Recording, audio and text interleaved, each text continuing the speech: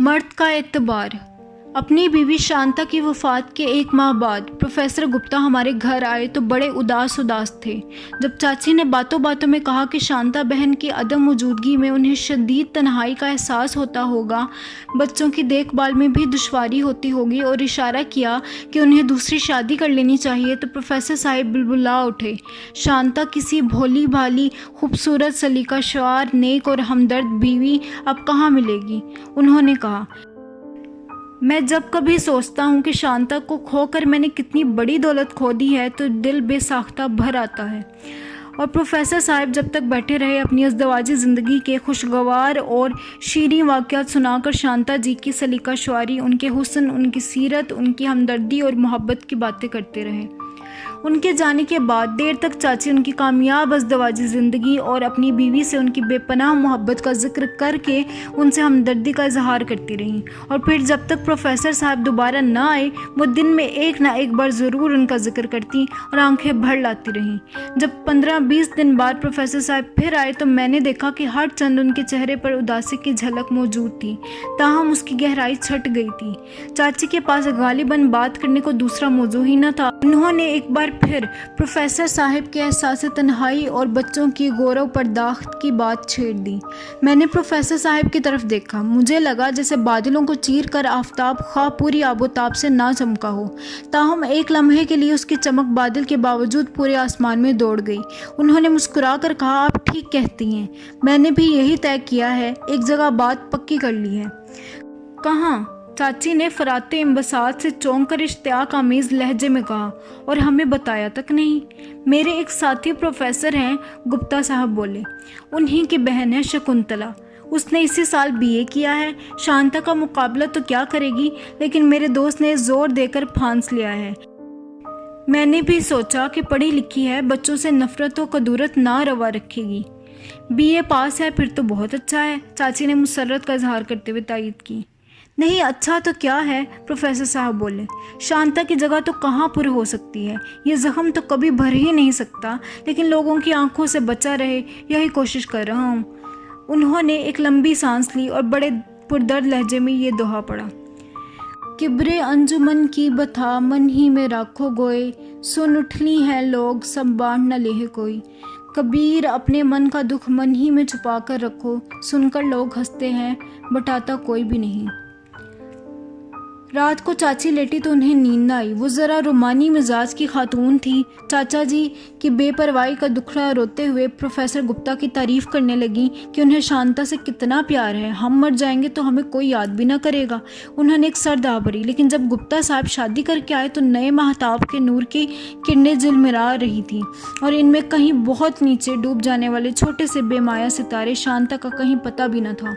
जब तक प्रोफेसर साहब बैठे रहे, शकुंतला जी की तारीफ़ों के गीत गाते रहे, उनकी तालीम, उनकी तहजीब, उनकी खुश अखलाकी गर्ज की उनकी एक एक अदा का नहायत तफसील से जिक्र करके सुनने वालों को हैरत ज़दा करते रहे। चाची का दिल उन्होंने शकुंतला की बातों से ऐसा लुभाया कि उन्होंने गुप्ता साहब से दूसरे ही रोज़ शकुंतला जी को साथ लेकर आने और खाना खाने का वादा ले लिया।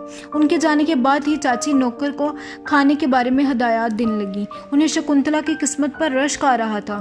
चाचा जी पैसे कमाने के फ़न में खा कितने ही ताक हों, लेकिन घरेलू ज़िंदगी को कामयाब बनाने के फ़न में वो गुप्ता के पासंग भी न थे। चाची की बातों और लंबी लंबी आहों से कम मैं इसी नतीजे पर पहुंची।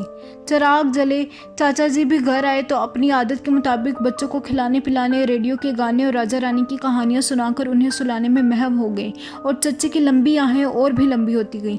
दूसरे दिन प्रोफेसर साहब अपनी दुल्हन के साथ खाना खाने आए तो उनका चेहरा उस आईना की मानिंद चमक रहा था जिस पर सूरज का सीधा अक्स पड़ रहा हो।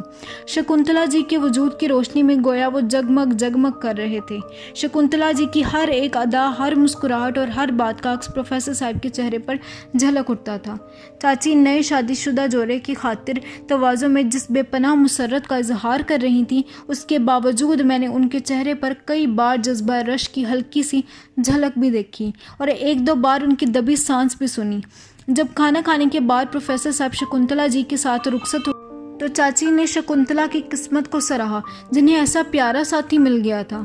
और शकुंतला जी का वक्त था भी सराहने के काबिल, क्योंकि जब प्रोफेसर साहब फिर आए तो शकुंतला जी की खूबियों की तारीफ करते हुए उन्होंने शांता के उन अयूब का भी जिक्र किया जो अब तक उनकी आंखों से ओझल थे। ऊंट वाला उस वक्त तक ऊंट की मस्तानी चाल ही का गर्विदा रहता है जब तक उसे हाथी की सवारी ना मिले। हाथी के हौदे पर बैठकर उसे मालूम होता है कि ऊंट कितना ठगता था और उसमें क्या क्या ऐब थे। प्रोफेसर साहब की हालत भी कुछ उस ऊंट वाले की सी थी। हाथी की मस्ताना चाल के आगे ऊंट की बेढंगी रफ्तार, हाथी की पहाड़ सी पीठ के मुकाबले में ऊंट का बद्धा सा कोहान और हाथी की जहानत और होशियारी के मुकाबले में ऊंट की बेवकूफ़ी कई गुना बढ़कर उन्हें तकलीफ दे रही थी। उन्हें अफसोस था कि उन्होंने ये सब पहले क्यों नहीं देखा। शकुंतला जी को बच्चों की तालीम और तरबियत का कितना ख्याल है, इस बात को भी बड़ी तफसील के साथ प्रोफेसर साहब ने बयान किया। बड़े बच्चों को हॉस्टल में और बच्ची को नर्सरी स्कूल में उन्होंने दाखिल करवाया था और हफ्ते में 2 बार उन्हें देखने जाती और उनकी छोटी से छोटी ज़रूरत का ख्याल रखती थी।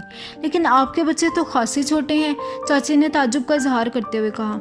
और उसके जवाब में प्रोफेसर साहब ने बच्चों को बचपन ही से हॉस्टल में रखने के फ़वाइद पर छोटा सा लेक्चर दे डाला।